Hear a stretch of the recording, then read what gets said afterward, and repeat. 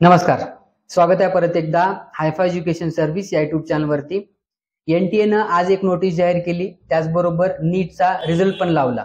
रिझल्टची जी link आहे ती मी आपला व्हॉट्सअप ग्रुप असेल किंवा टेलिग्राम चॅनल असेल त्याच्यावरती ती लिंक शेअर केलेली आहे. ती लिंक ओपन केल्यानंतर तिथं फक्त दोनच ऑप्शन दिसत आहेत. पहिला जो ऑप्शन आहे तो आहे स्टेटचा आणि दुसरा जो ऑप्शन आहे तो आहे सिटीचा. तर मग हा निकाल चेक करत असताना कशा पद्धतीने चेक करायचा, तर ऍक्च्युअल मध्ये हा जो निकाल लावलेला आहे तो सुप्रीम कोर्टाच्या ऑर्डरमुळे लावलेला आहे. सुप्रीम कोर्टाने एनटीए ला सांगितलं होतं की तुम्ही नीटचा जो रिझल्ट आहे तो पब्लिकली डिक्लेअर करा आणि कुठल्याच विद्यार्थ्याचा रोल नंबर असेल किंवा नाव असेल ते तुम्ही डिस्प्ले करू नका. तर हा जो निकाल आहे तो सुप्रीम कोर्ट चेक करणार आहे की कोणत्या सेंटरवरती मॅक्झिमम विद्यार्थ्यांनी मॅक्झिमम स्कोर घेतलेला आहे किंवा कोणत्या सेंटरवरती घोटाळा झालेला आहे. ज्या ज्या पद्धतीनं सुप्रीम कोर्टामध्ये कंप्लेंट आल्या त्या पद्धतीनं सुप्रीम कोर्ट जो आहे तो हा निकाल चेक करेल. त्यामुळे विद्यार्थी आणि पालकांनी अजिबात टेन्शन घ्यायची आवश्यकता नाही की हा जो निकाल आहे तो कशा पद्धतीने चेक करायचा. हा निकाल सुप्रीम कोर्ट चेक करेल आणि सोमवारी याचं फायनल डिसिजन आपल्या सगळ्यासमोर येईल. आय होप तुम्हाला समजलं असेल की हा जो निकाल लावलेला आहे तो कशा पद्धतीने लावलेला आहे किंवा कशासाठी लावलेला आहे. आजचा जो मेन टॉपिक आहे तो आहे एमबीबीएस इन कर्नाटक. जेवढे काही ओपन स्टेट आहेत ऑल ओव्हर इंडियामध्ये त्या सगळ्या ओपन स्टेट मधून कर्नाटक जे आहे ते एकदम बेस्ट किंवा सगळ्यात चांगलं स्टेट आहे. नॉट ओनली फॉर एमबीबीएस तर मेडिकल मध्ये येणाऱ्या सगळ्या स्कोरसाठी कर्नाटक स्टेट जे आहे ते चांगलं आहे.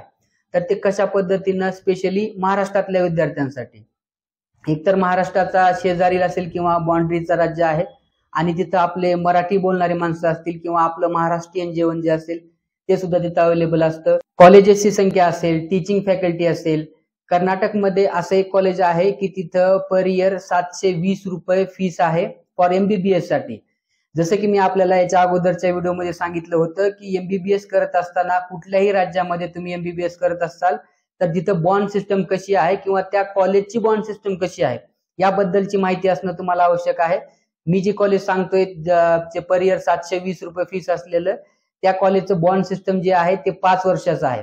म्हणजे तुमच्याकडून एकतर तिथं फीस घेतली जात नाही, पण तुम्हाला त्या कॉलेज असेल किंवा त्यांचे जे हॉस्पिटल असतील तिथं तुम्हाला 5 वर्ष सर्व्हिस द्यावा लागते. म्हणजे तुम्हाला टोटल 10 वर्ष तिथं तुम्हाला घालवावे लागतात किंवा तिथं कम्प्लीट करावं लागत असतात. तर कर्नाटकामध्ये ऍडमिशन घेण्याची प्रोसेस काय असेल, colleges, cut off, fee structure याबद्दलची माहिती आज आपण या व्हिडिओच्या माध्यमातून घेणार आहोत. चला तर मग सुरू करूया. जेवढे काही ओपन स्टेट आहेत ते सगळे open state only for private college, government कॉलेजसाठी नसतात. सपोज जर तुम्हाला कर्नाटकामधील एखाद्या गव्हर्नमेंट एमबीबीएस किंवा बीडीएस कॉलेजमध्ये ऍडमिशन घ्यायचं असेल तर तुम्हाला एमसीसी काउन्सिलिंग मध्ये पार्टिसिपेट करावं लागतं. त्याच्यानंतरच तुम्हाला एखादं गव्हर्नमेंट एमबीबीएस असेल किंवा बीडीएस कॉलेज असेल ते तुम्हाला मिळू शकतं. आणि जर तुम्हाला एखाद्या प्रायव्हेट कॉलेजमध्ये ऍडमिशन घ्यायचं असेल तर कर्नाटक स्टेटची जी काउन्सिलिंग असते केईची त्याचं रजिस्ट्रेशन तुम्हाला करावं लागतं. त्याच्यानंतरच मग तुम्हाला पुढे काउन्सिलिंग मध्ये पार्टिसिपेट करता येतं किंवा ऍडमिशन घेता येतं. तर जेवढे काही कॉलेज आहेत त्या सगळ्या कॉलेजेसचं सीट डिस्ट्रीब्युशन कशा पद्धतीने असतं. फॉर एक्झाम्पल साठी आपण 1 नंबरचं जर हे कॉलेज बघितलं, Johannes medical college Bangalore city मधलं आहे. 1963 मधलं कॉलेज आहे. टोटल सीट ज्या आहेत त्या 150 आहे. ओपन सीट 9 आहेत, एनआरआय सीट 0 आणि अदर सीट 0. तर ज्याही कॉलेजमध्ये एनआरआय किंवा अदर सीट नसतील त्या कॉलेजमध्ये तुम्हाला फक्त राऊंड मधून ऍडमिशन घेता येतं, डायरेक्टली ऍडमिशन तुम्हाला घेता येत नाही. जर आणखी एखादं उदाहरण द्यायचं असेल तर MS रमैया मेडिकल कॉलेज हे सुद्धा टॉपचं कॉलेज आहे. इथं टोटल 150 सीट आहेत आणि ओपन सीट जे आहेत त्या 27 सीट आहेत आणि एनआरआय सीट जे आहेत ते 22 सीट आहेत आणि अदर सीट जे आहेत ते 8 सीट आहेत. तर एनआरआय आणि अदर सीट जे आहेत त्या दोन्ही एकमेकाकडे कन्वर्ट होत असतात. एनआरआय ची सीट अदर मध्ये जाऊ शकते किंवा अदरची सीट एनआरआय मध्ये जाऊ शकते.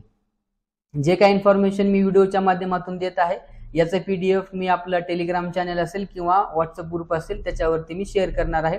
मग तुम्ही डिटेलली बघू शकता की कोणत्या कॉलेजची किती फीस आहे. कर्नाटकमध्ये टोटल 5445 सीट अवेलेबल असतात एमबीबीएस साठी.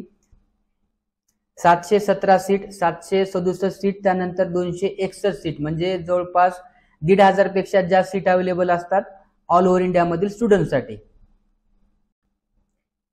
फी स्ट्रक्चर कशा पद्धतीने असतं एमबीबीएसचं कर्नाटक स्टेटमध्ये, तर इथं 4 टाईपचे कोटा असतात.